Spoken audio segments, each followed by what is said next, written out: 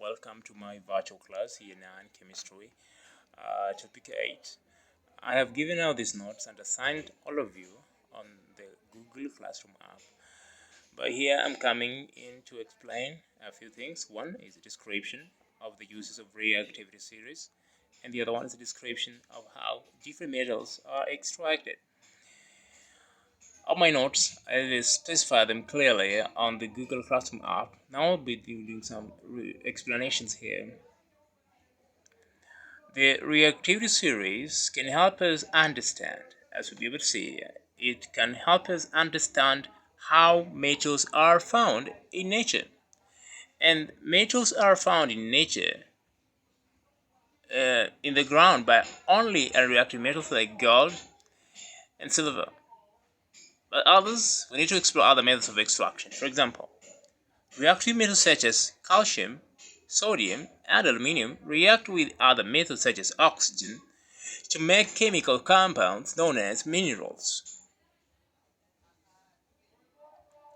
The first metal to be discovered were unreactive metals such as gold and silver.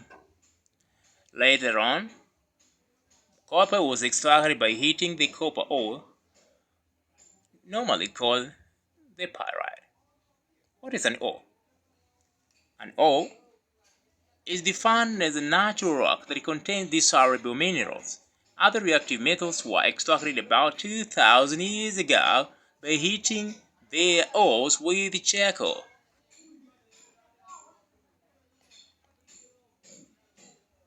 Use our previous notes to complete the reactive series below. This one, you can do it in your book. Once you're done, you can return the work so that I can be able to mark for you online. There's a way you can be able to do your work online, and we shall be able to send a short video on that, which is also on my YouTube channel. So moving on, this is taking out some of the ores, and for example, sodium, the ore is common salt, and the method of extraction, we shall be able to discuss that coming up. More specifically today, I want to look at extraction of aluminium. Aluminium is a very reactive metal. Therefore, we cannot extract it through reduction. There are two common methods: electrolysis and reduction. Okay, so electrolysis is for the most reactive metals like aluminium. As you can be able to see here, we are having electrodes, we are having casing. So I want to take you through a video where aluminium is being extracted.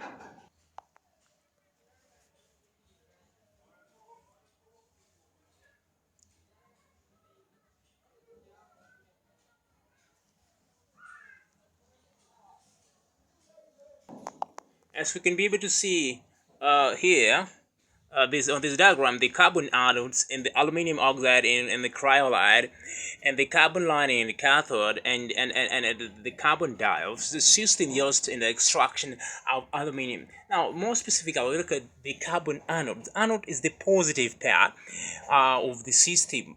And therefore, on the positive side, these mainly gases are collected, and at the cathode side, so we will see negative part. This is where aluminium is essentially collected.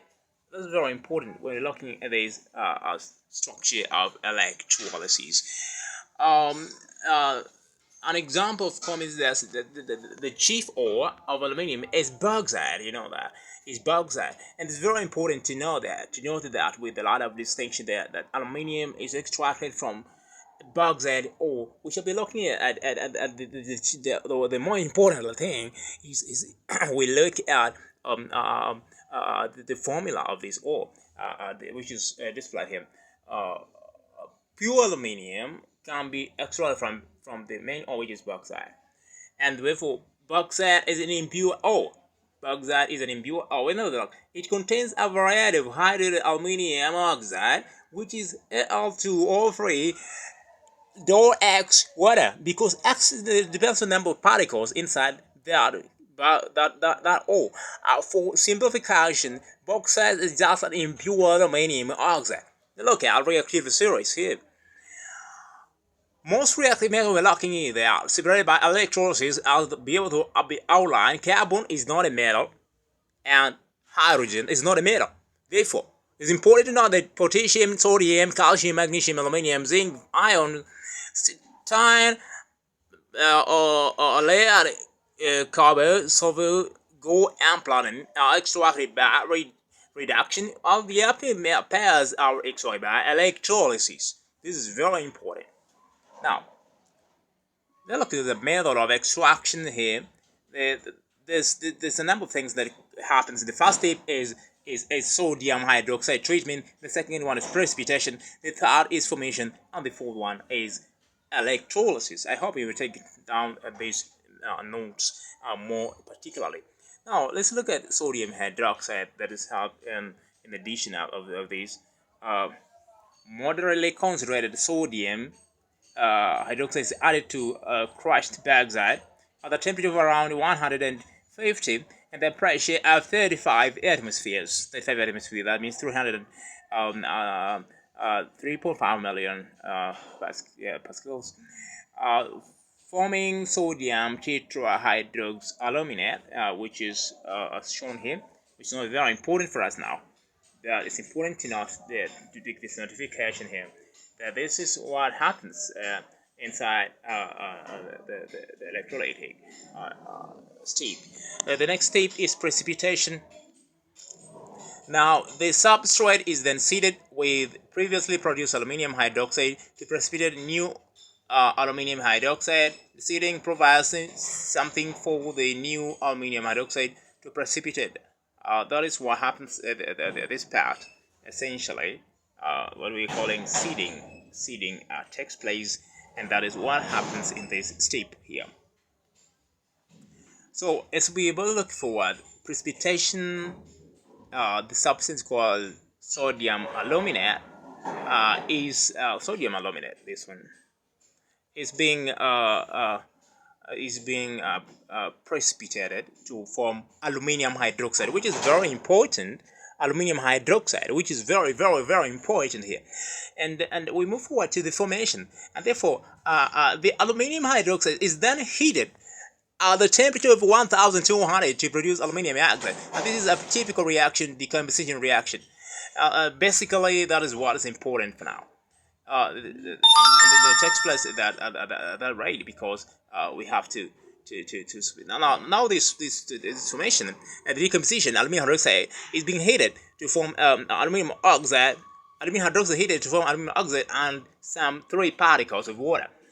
Okay, I hope you have to take note of that as we move forward. The entire of this, in particularity, is a big question. Is a big move that we'll be able to look at it on a different speech. Moving forward to electrolysis, we can look at electrolysis here. There's a refractory lining malt, and there's a number of things that takes place.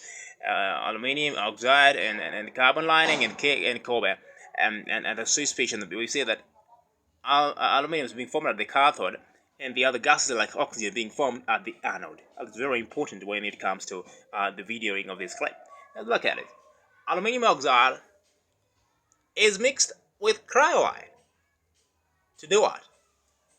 To lower the melting point of the ore. Aluminium oxide is mixed with cryolite to reduce the melting point of aluminium oxide. Very important.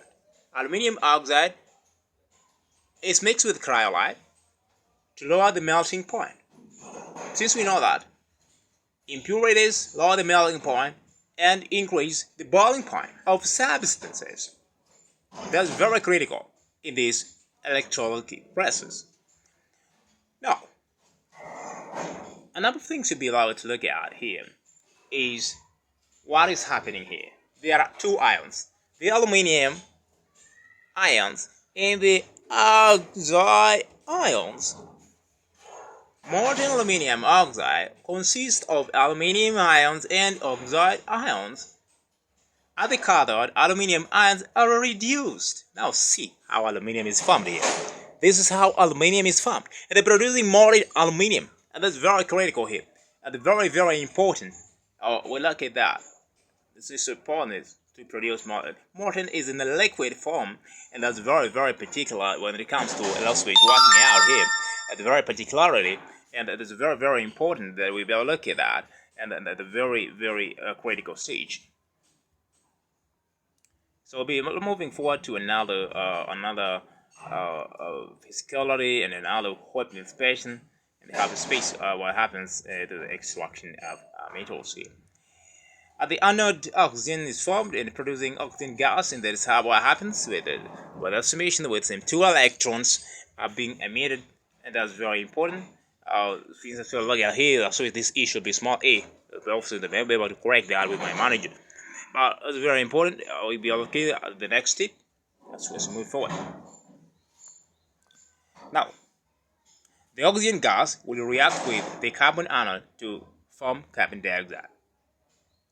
Just suppose this carbon lining here can react with oxygen forming carbon dioxide. That's very important to know. So how can we do that? Carbon dioxide being formed can be removed from the atmosphere through scrubbing, and that is very important to note also. As a result, the carbon anodes are continually replaced. The carbon anodes are continually replaced, and that is very important when it comes to working out this one.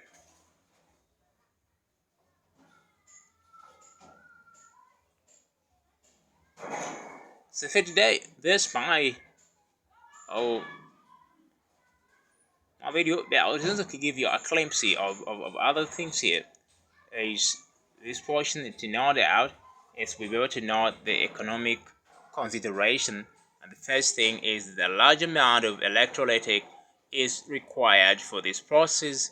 Amount of electricity is required. Sorry, a large amount of electricity is required, and aluminium ion has a high charge, and about 1,000 degrees Celsius temperature is requires high current. Therefore, for you to extract aluminium, you need to be economically sorted out. So see me in my next video in extraction of another metal. My name is Omeri Tobias.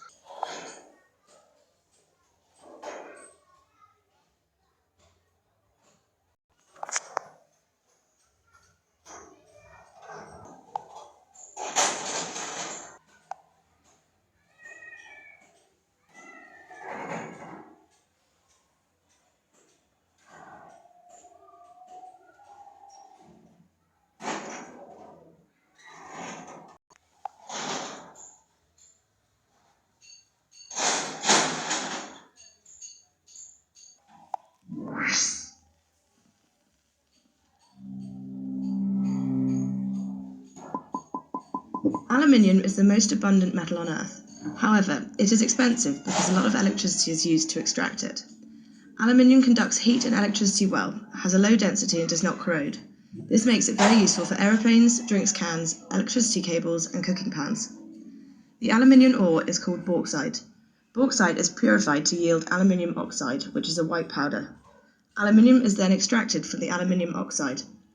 The aluminium is extracted by electrolysis. In this video, we are going to look at how aluminium is extracted using electrolysis. You should already know how electrolysis works. If you have forgotten, watch our video Electrolysis, How Does It Work, to refresh your memory. In electrolysis, ions need to pass through the electrolyte, and so the aluminium oxide must be made molten so that this can happen. Because aluminium oxide has a very high melting point, over 2,000 degrees Celsius. So instead of trying to melt it, the aluminium oxide is dissolved in molten cryolite. Cryolite is an aluminium compound with a much lower melting point than aluminium oxide. You're right. So using this reduces some of the costs in extracting aluminium. The next one? The steel case is coated with graphite, providing the negative cathode. The positive anodes are immersed in the molten cryolite and are also made of graphite. Remember that graphite is a form of carbon. When the battery is turned on and electricity flows, the aluminium from the aluminium oxide in the cryolite forms at the negative cathode and sinks to the bottom of the tank. Here, it can then be tapped off as a pure liquid metal. The aluminium sinks because it is more dense than the aluminium cryolite solution. The oxygen from the aluminium oxide in the cryolite forms at the positive anodes. The oxygen reacts with the carbon of the graphite, forming carbon dioxide. The positive anode therefore burns away and needs replacing regularly. This is another reason for the extraction of the aluminium being so expensive. The overall reaction is aluminium oxide to aluminium plus oxygen. Let's have a quick look at the reactions at the electrodes. At the negative cathode, where the aluminium forms, the aluminium ions from the molten aluminium oxide cryolite solution are reduced. This means they gain electrons. At the positive anode, where the oxygen reacts with carbon to make carbon dioxide, the oxygen ions are oxidized. This means they lose electrons. So from this video you should know that to extract aluminium, electrolysis is used. Aluminium oxide needs to be molten for the ions to move through it, and so is dissolved in cryolite to lower the melting point. The anode is gradually worn away because the oxygen from the solution reacts with the carbon of the graphite anode, producing carbon dioxide, and so the anode wears away and needs to be replaced regularly. Aluminium extraction is very expensive because a lot of electricity is needed.